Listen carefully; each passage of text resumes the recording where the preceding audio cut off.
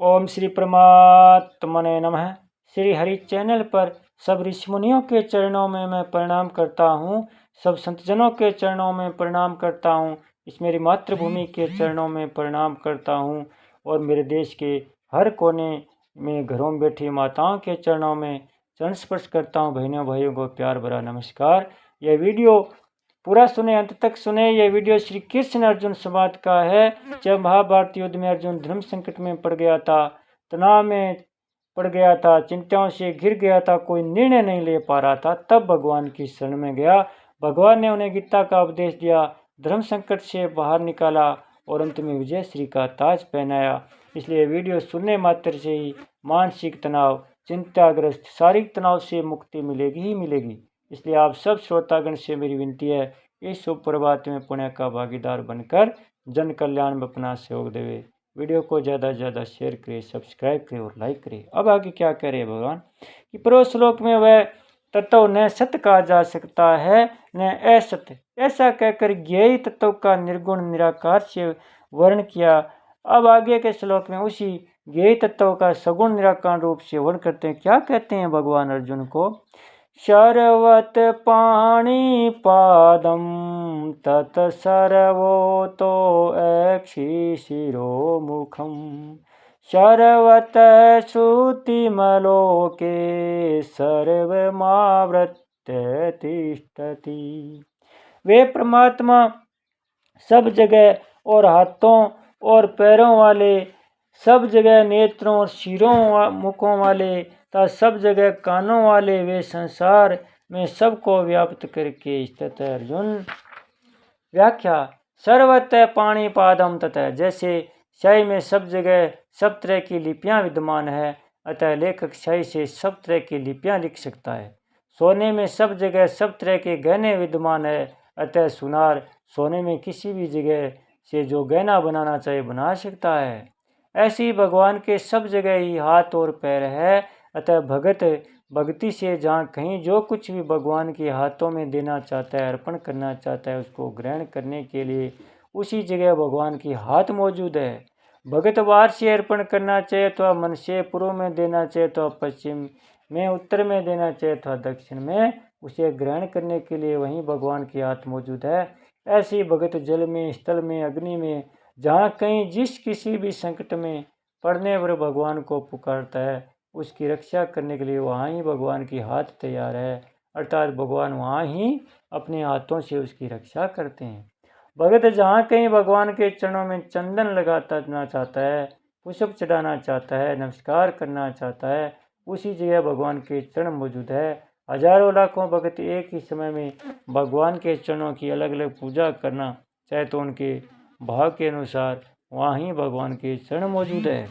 सर्वतो अक्षिशिरोमुखम, भगत भगवान को जहाँ दीपक दिखाता है, आरती करता है, वहाँ ही भगवान के नेत्र है। भगत जहाँ शरीर से अथवा मन से नृत्य करता है, वहाँ ही भगवान उसके नृत्य को देख लेते हैं। तात्पर्य है कि जो भगवान को सब जगह देखता है, भगवान भी उसकी दृष्टि से कभी ओझल नहीं होते। गीता 6 अध्याय का 30वां श्लोक।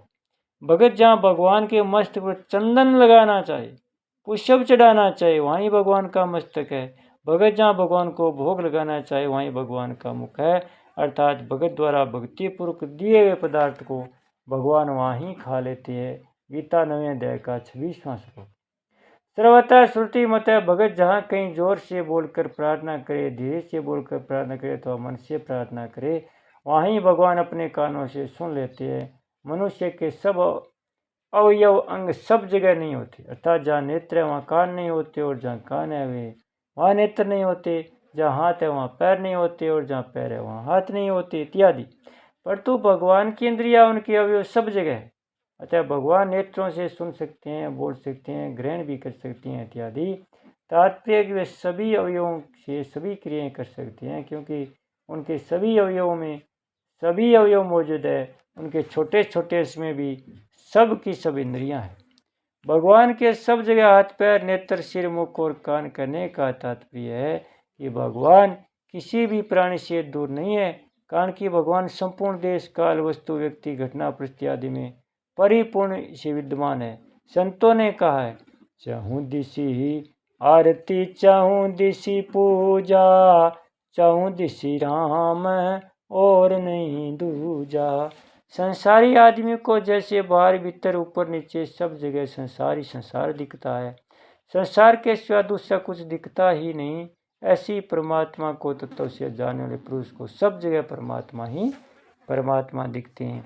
लोकेश्वरो मारुतम तिष्ठति, अतः अनंत सृष्टियाँ हैं, अनंत ब्रह्मांड है, अनंत ऐश्वर्य है, और उन सब में देश काल वस्तु व्यक्ति आदि भी अनंत है, वे सभी परमात्मा के अंतर्गत है। परमात्मा उन सबको व्याप्त करके स्थित है। 10वें अध्याय के 42वें श्लोक में भी भगवान ने कहा कि मैं सारे संसार को एक अंश से व्याप्त करके स्थित हूँ।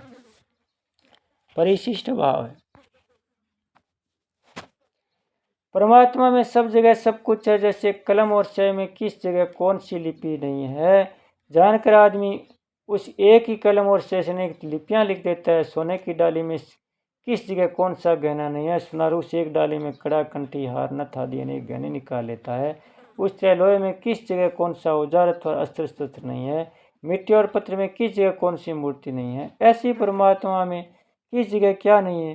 परमात्मा ही यह सब सृष्टि पैदा हुई, उसी में स्थित रहती है और अंत में उसी में लीन हो जाती है।